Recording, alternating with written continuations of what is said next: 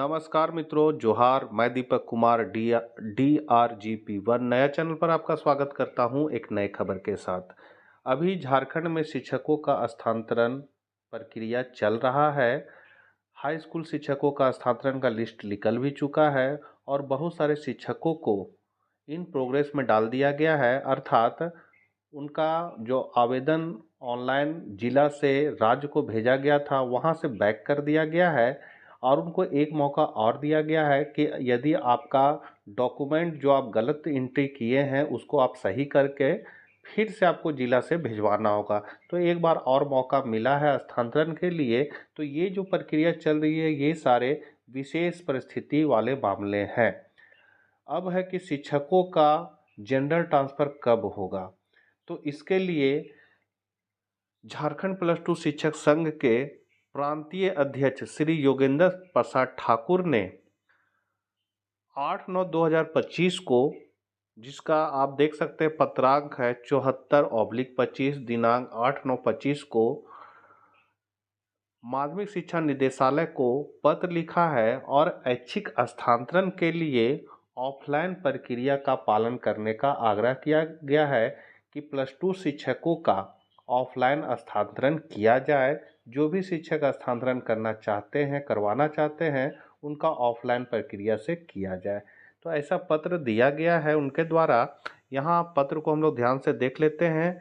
यहाँ विषय में आप देख सकते हैं लिखा हुआ इच्छित स्थानांतरण हेतु प्रतीक्षारत PGT शिक्षकों का ऑफलाइन माध्यम से ही यथाशीघ्र स्थानांतरण करने के संबंध में। और उसके बाद लिखा गया है महाशय, क्या क्या कारण यहाँ दिया गया कि ऑफलाइन क्यों करना है। तो इसके पीछे कारण यहाँ बताया गया है कि उपर्युक्त विषय का आग्रहपूर्वक कहना है कि राज्य के विभिन्न +2 विद्यालयों के PGT शिक्षक वर्षों से अपनी विभिन्न समस्याओं एवं विशेष परिस्थितियों के बीच ऐच्छिक स्थानांतरण की प्रक्रिया में प्रतीक्षा में है।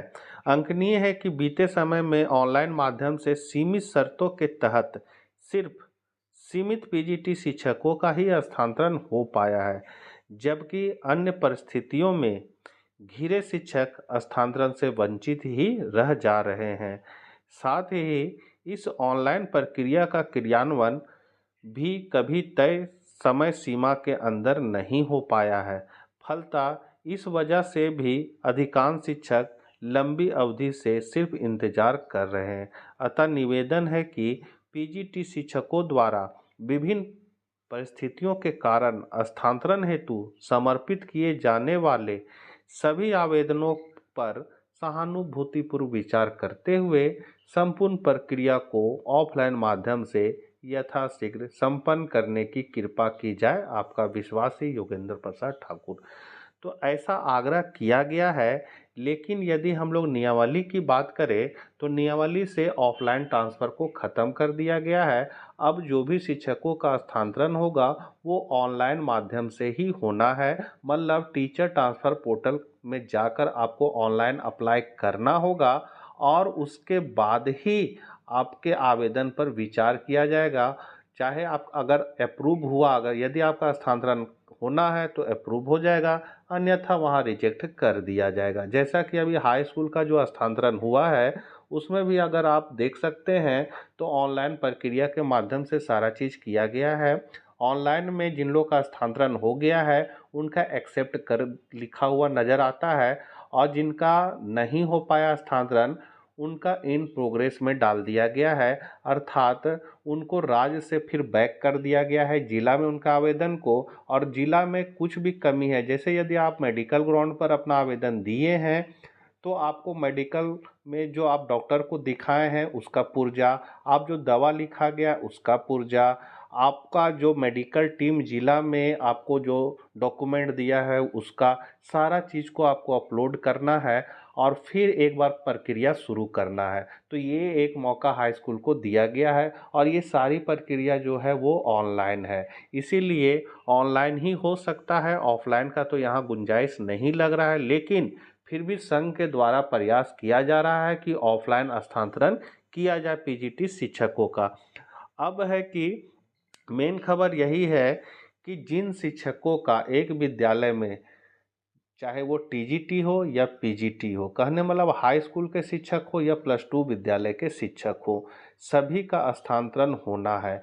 विशेष परिस्थिति का स्थानांतरण का प्रक्रिया जब समाप्त हो जाएगी, तब उसके बाद आम ट्रांसफर जिन लोग का 6 वर्ष हो गया है, उन शिक्षकों का स्थानांतरण का प्रक्रिया शुरू किया जाएगा, चाहे वो टीजीटी शिक्षक हो या फिर पीजीटी शिक्षक हो, उनका स्थानांतरण होना है। और इसके लिए पोर्टल जल्द ही खोल दिया जाएगा। तो यहाँ पर हम लोग देख सकते हैं, यदि नियमावली पर दृष्टि डालें तो नियमावली में साफ कहा गया 5 जोन में बांटा गया था। और चौथा नंबर पॉइंट में अगर हम लोग ध्यान से देखें तो यहाँ लिखा हुआ है जोन 1 में एक टर्म 5 वर्ष से ज़्यादा पदस्थापन समानता नहीं किया जाएगा।